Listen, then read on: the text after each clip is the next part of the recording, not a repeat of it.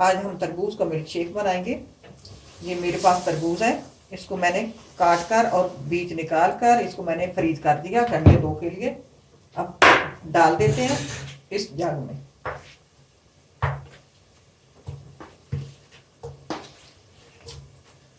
डालने के बाद आधा गिलास दूध डाल देते हैं। ये कुछ पत्तियां पुदीने की हैं 4-5, और जरा भर चुटकी भर काला नमक है या हस्ब जायका।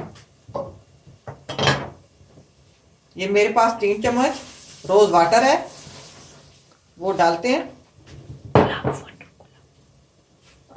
रोज वाटर, गुलाब वाटर जैसे। 2 चम्मच चीनी या हस्ब जायका, 2 चम्मच नींबू का रस। ये डालकर, दूध भी ठंडा है और तरबूज भी ठंडा है, जमा हुआ है। अब इसको ग्राइंड करते हैं।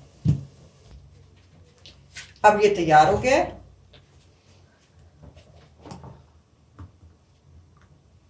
ये बड़ा लजीज बनता है। अगर आप देखें बीज ना निकले तो आप इसको छान भी सकते हैं।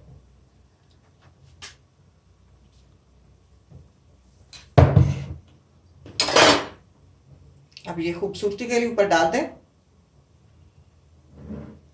अब ये ट्राई करना, अल्लाह करे आपको पसंद आए। इसी के साथ इजाजत चाहती हूँ। अल्लाह हाफिज।